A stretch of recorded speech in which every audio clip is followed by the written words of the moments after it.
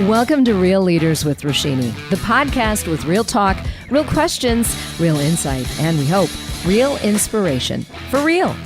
We're here at Capitol Grill in downtown Minneapolis. My guest today is Chef David Fhima, owner of his latest restaurant, Fhima's, also in downtown Minneapolis. Chef, thank you for being here. Thank you so much for having me. I know this is kind of early for you. We're here in the morning at Capitol Grill. And tell us what the day is like for a chef. Is it a different kind of a time clock than the rest of us? It's think of having a schedule that you don't ever look at, because nothing happens as you're scheduling it or you think is going to happen. From the minute you get up in the morning and till you're done at night, which is sometimes late, sometimes a little bit earlier. Early for us would be 9, 10 o'clock at night. Late would be, past 11, midnight.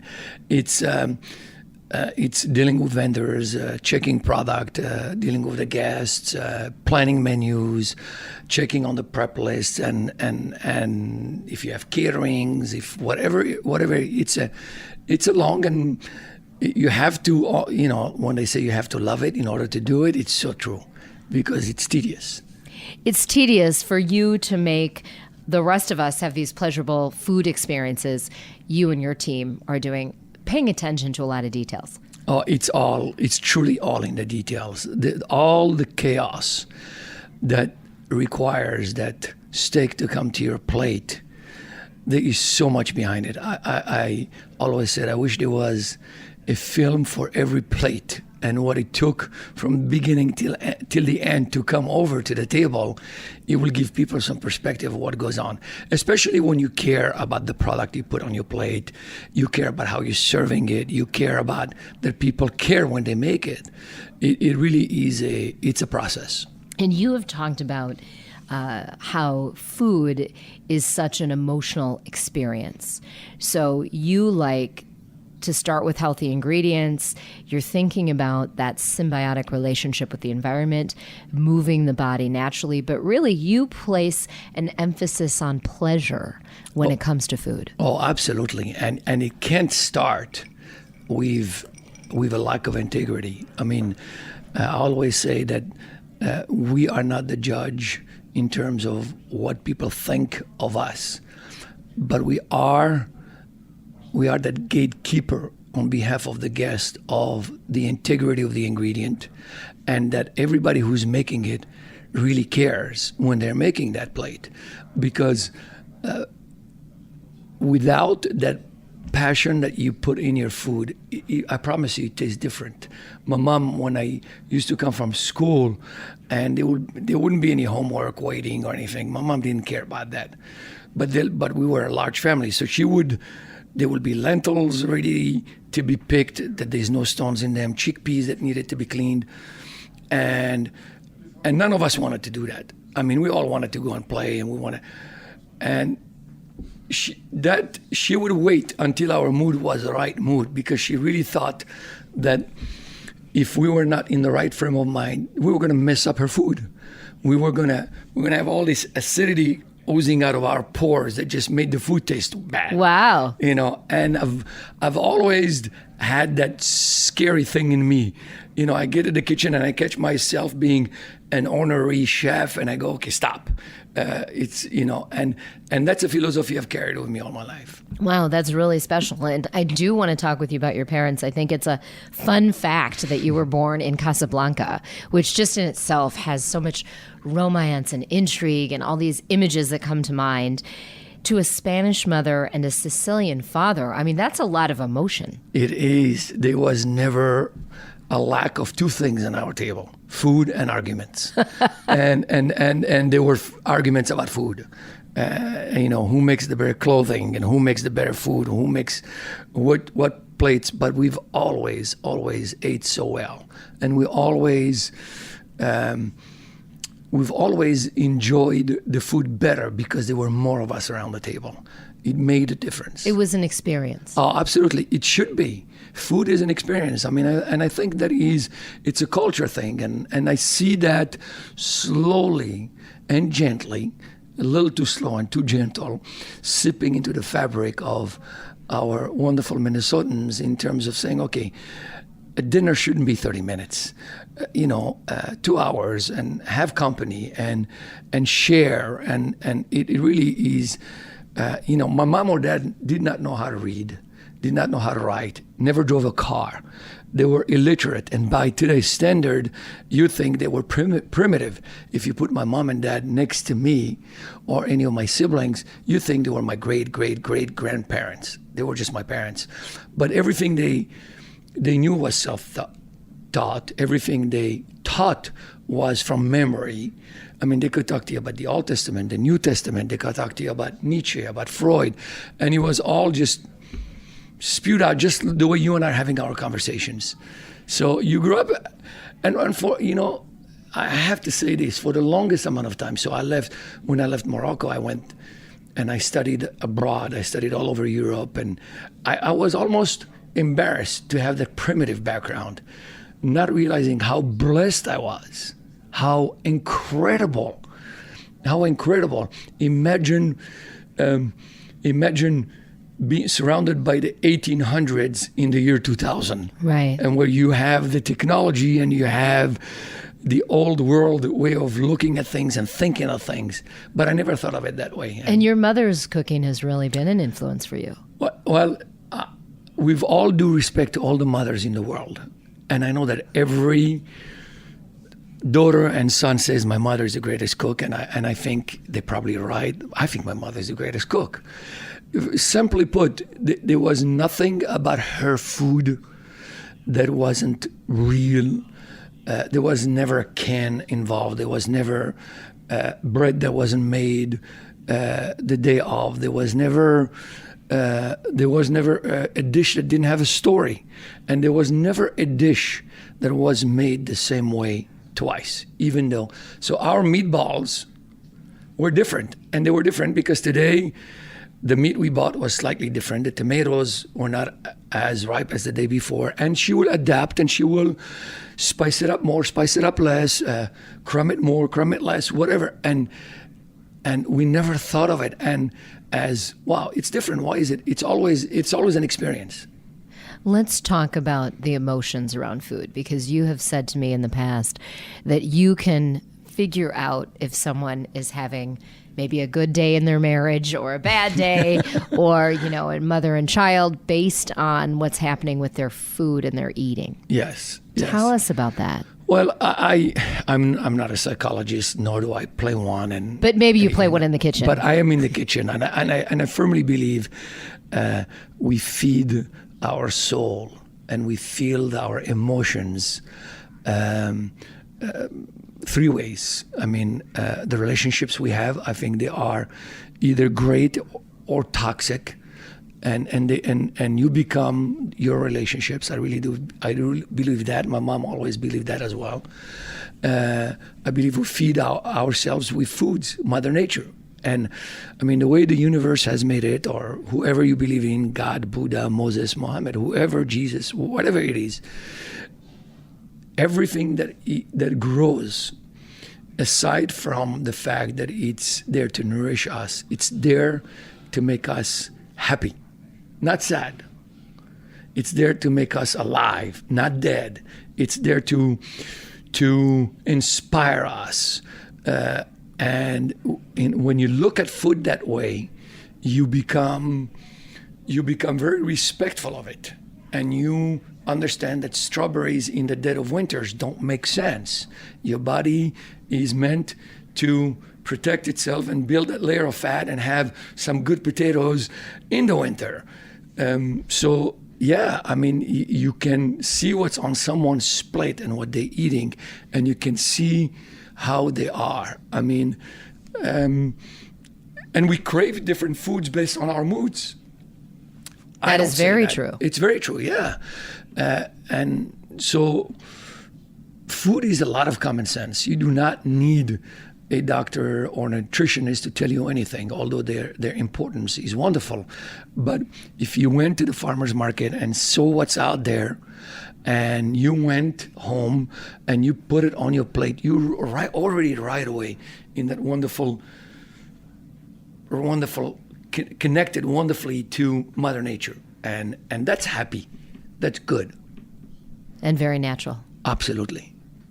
Wow. You are also a family man. How does having a family work with a very crazy schedule in your work life?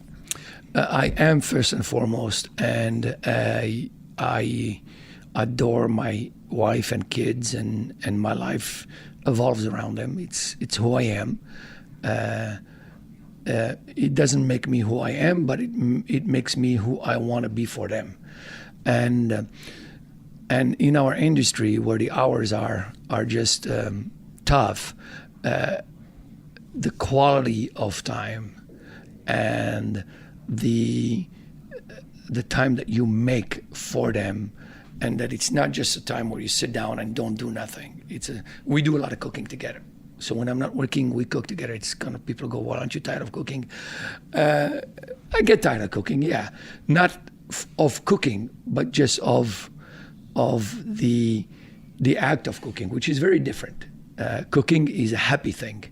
The act of cooking is what's tedious. That's why I tell people, go shopping on Sunday and Thursday, buy all your product, prep on Tuesday and Friday, and then cook the rest of the time, because those are two different things. That's good advice, actually. They are, and your prep won't contaminate your joie de vivre. I love that. Well, is there a magic ingredient for you that every cook, because not everyone's a chef, but that every cook should have in the kitchen? First of all, I think everyone is a cook. And I think the word chef is sort of, with all due respect to all the great chefs, and there are so many of them, especially in the Twin Cities, I think it's just, it's a made-up word. They are God-given instincts that we have. And the number one instinct is the instinct to survive.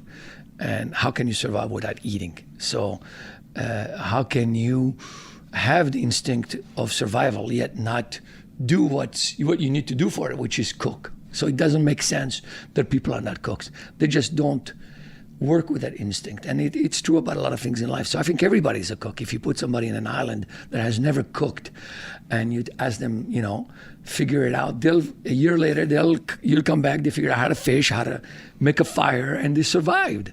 And that's awesome. But we don't trust it. And if anything else, I think our job as a chef is to inspire people to go and search it, and search what our culture is. What did your grandmother do? We are blessed to be in a country where people are from so many different origins, and we have that melting pot. That melting pot is just that. I mean, no pun intended. It's a pot of curry, of Moroccan spices, of cream and butter from France. Little jalapeno. And jalapeno and tacos. What a great way to live. I mean, you literally could be in this country the rest forever and not make the same dish twice. That's pretty amazing. Or have the same wine twice. What an amazing thing. But we don't test our instincts. So I think people should. It's instinctual. So that magic ingredient to me is really not one ingredient as much as it is integrity. It's a word. It's, don't cheat yourself. Don't buy cheap olive oil. Actually, if you bought expensive, good olive oil, it will last you a lot longer because the flavor is so much more powerful. And as opposed to a tablespoon, you need a teaspoon. And guess what? So now you have less calories and more flavor. And more flavor, absolutely. All right, so let's go to a place where you're not a chef, you're not a cook. Yeah. If there were one other thing you could do besides what you're doing, and what some people don't know is you were trained as an engineer. Yes. But if there was one other profession you could be in, what would it be? Violin, playing the violin. Really? Oh, gosh. I grew up listening to classical music. My mom was barefoot, pregnant, and cooked while listening to classical music all her life. And you do not understand as a kid all that things that you're not noticing around you that are sipping into your soul. Wow. They're sipping into your soul. And I would have loved. I mean, I listen to any concertos. I listen to Itzhak Perlman. I listen to that stuff, and it makes you cry.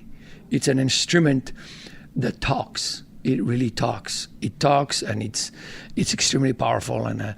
And if I could, I would. Well, there's always the future. They always. Oh, absolutely. All right, so I'm going to ask you a little bit of a fire round. So to each question, just 1 or 2 words Sure. for an answer. Your personal favorite dish? My mom's couscous.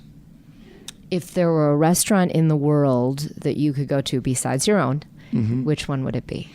There is a restaurant anywhere in the world. Anywhere. There is a great restaurant in Paris called Le Petit Trou. That's just, it's been there for ever, and it's just an awesome restaurant. The most underrated ingredient? Spices. The most overrated ingredient? Cream. Wow, interesting. Yeah, it covers up so much. I have to ask you a question about salt. My husband loves salt, but when we go to restaurants, if a dish is too salty, and again, this is a man who loves salt. Mm-hmm. If a dish is too salty, he says that's a chef or a cook who doesn't really know what they're doing, and they just think adding salt is going to make it better. So I want your professional opinion about salt. Well, one of the things that I'm blessed to do is to touch food and touch a lot of people, and salt is a conversation. We do cooking classes, and there are 3 main ingredients in every food in the world. Everything that grows. You take a tomato, it has acidity, it has sugar, and it has salt to it. If you cook it right, if you saute the tomato properly and you let it caramelize and get all the natural sugar out and let all the acidity out, and the salt, because a tomato requires rain to grow, there is salt in rain, and you cook it right, the amount of salt that you need in that dish will be minimal to non-existent. In spices, there is salt. In meat, the cow, when it eats the grass, when it eats whatever it eats, there is salt out there. Our job as a chef is not to add salt.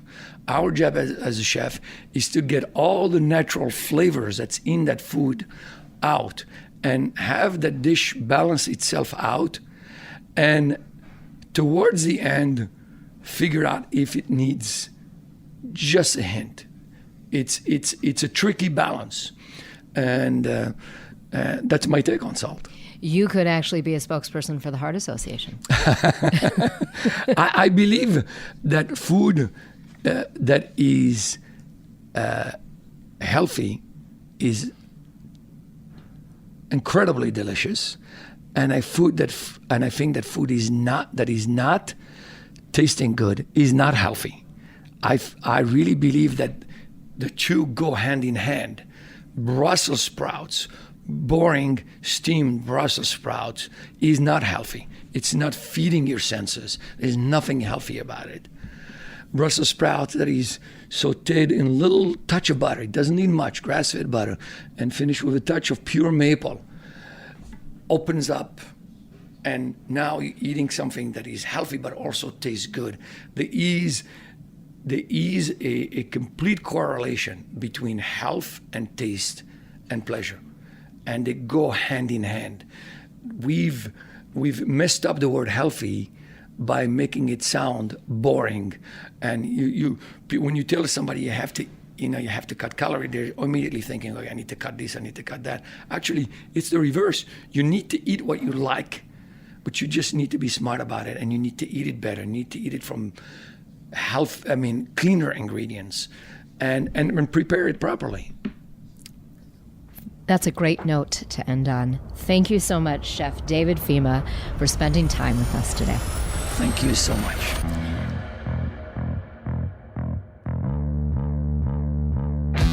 Until next time, keep it real.